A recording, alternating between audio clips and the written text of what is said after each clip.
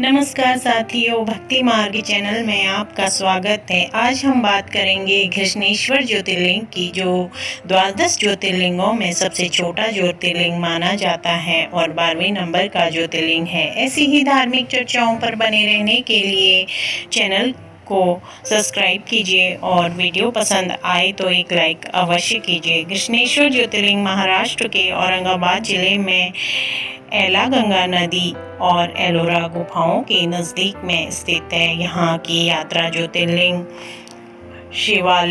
शिवालय व लक्ष्मी विनायक गणेश दर्शन से पूर्ण होती है।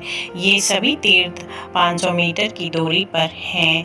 बाहर से घृष्णेश्वर ज्योतिर्लिंग मंदिर सामान्य मंदिरों की भांति दिखाई देता है, लेकिन अंदर जाकर देखने से इसकी महत्ता व भव्यता स्पष्ट होती है। यह पूरा क्षेत्र जागृत क्षेत्र है। बौद्ध भिक्षुओं की एलोरा गुफाओं, जनार्दन महाराज की समाधि कैलाश गुफा, सूर्य कुंड, शिव कुंड नाम के 2 सरोवर वहीं स्थित है। घृष्णेश्वर ज्योतिर्लिंग पूर्वमुखी है। कहा जाता है कि इस ज्योतिर्लिंग को सूर्येश्वर महादेव भी कहते हैं, क्योंकि इनकी आराधना सूर्य भगवान करते हैं, इसलिए ये ज्योतिर्लिंग पूर्वमुखी है।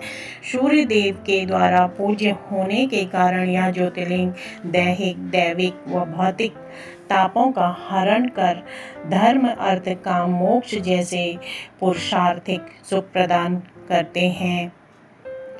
आदि शंकराचार्य जी के अनुसार कलयुग में इस ज्योतिर्लिंग के नाम स्मरण से ही समस्त भय रोगों से मुक्ति मिल जाती है। शिव पुराण के अनुसार जिस तरह शुक्ल पक्ष की पूर्णिमा को चंद्रमा को देखकर सुख की अनुभूति होती है, उसी प्रकार घृष्णेश्वर ज्योतिर्लिंग दर्शन कर व्यक्ति पाप मुक्त हो जाता है। पद्म पुराण के अनुसार भगवान दिन में तो सब जगह वास करते हैं, लेकिन रात्रि में शिवालय तीर्थ के पास ही बसते हैं, इसलिए घृष्णेश्वर में शयन आरती का विशेष महत्व है। यहाँ 101 अंक का बहुत महत्व है। यहाँ 101 पार्थिव शिवलिंग बनाए जाते हैं और 101 परिक्रमा की जाती है। घृष्णेश्वर ज्योतिर्लिंग के पास एक शिवालय नामक सरोवर है। मान्यता है कि ज्योतिर्लिंग की यात्रा बिना शिवालय दर्शन के पूरी नहीं होती है।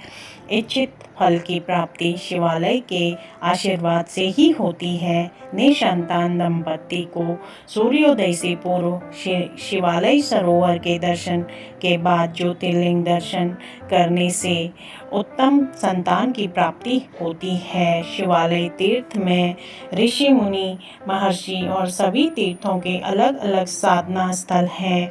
इनकी सजावट देखते ही बनती है। यहाँ के पत्थरों को कागज की तरह तराशा गया है।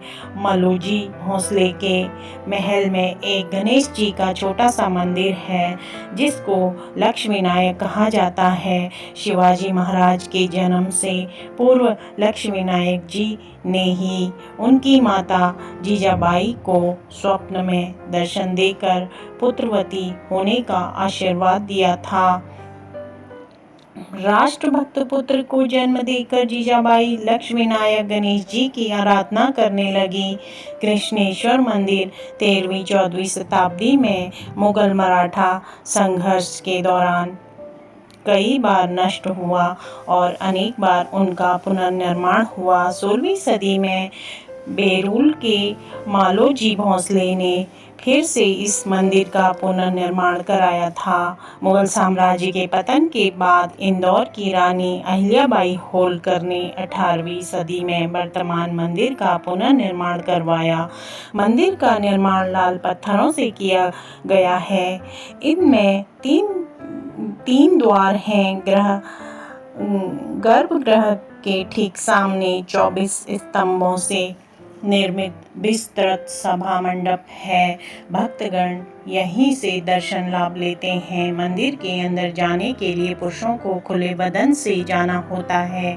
यहाँ सबसे छोटा ज्योतिर्लिंग मंदिर है। दक्षिण भारत के देवगिरी पर्वत पर सुधर्मा नामक ब्राह्मण अपनी पत्नी सुदेहा के साथ रहते थे, किंतु उनके कोई संतान न थी। इसलिए सुदेहा ने सुधर्मा का विवाह अपनी छोटी बहन घुसना से करवा दिया। घुसना विलक्षणा गृहिणी और शिव भक्त थी। वो पति व बहन की सेवा प्रसन्नता पूर्वक करती थी। भगवान शिव की सेवा में प्रतिदिन 101 पार्थिव शिवलिंग का विधिवत पूजन करती थी। भगवान शिव के आशीर्वाद से घुष्मा को पुत्र प्राप्ति हुई।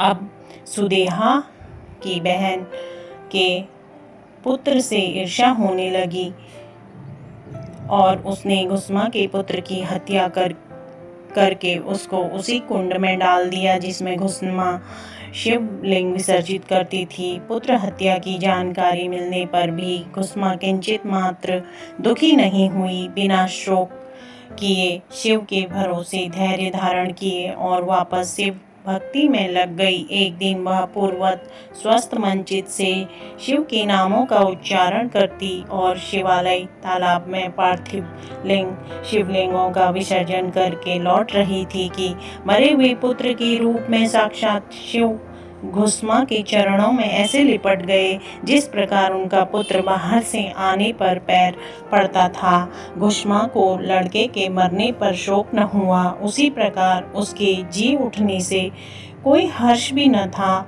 सब शिव की लीला समझ कर शांत हो गई। भगवान शिव उसकी तन्मयता देखकर साक्षात प्रकट हो गए और वर मांगने को कहा। उसने अपनी बड़ी बहन के लिए जीवन दान मांगा। इससे प्रभु बहुत प्रसन्न हुए।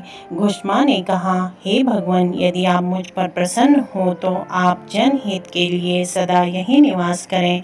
भोले बाबा ने उनकी बात मान ली। भगवान शिव ने कहा, तुम्हारे ही नाम से कृष्णेश्वर कहलाए यही निवास करूँगा और यह सरोवर तुम्हारे शिवलिंगों का आलय है, इसलिए इसका नाम शिवालय होगा। इसके दर्शन मात्र से सबके पाप नष्ट होंगे और तुमने प्रतिदिन 101 पार्थिव शिवलिंग से मेरी आराधना की है, इसलिए 101 पीढ़ी तक स्वस्थ सुंदर चतुर दीर्घायु पुत्र होंगे। देवी घुष्मा को इस प्रकार आशीर्वाद देकर भगवान शिव वहीं कृष्णेश्वर ज्योतिर्लिंग के रूप में विराजमान हो गए। सुधर्मा, घुष्मा, सुदेहा और पुत्र वधू ने उनकी 101 पार्थिव शिवलिंग से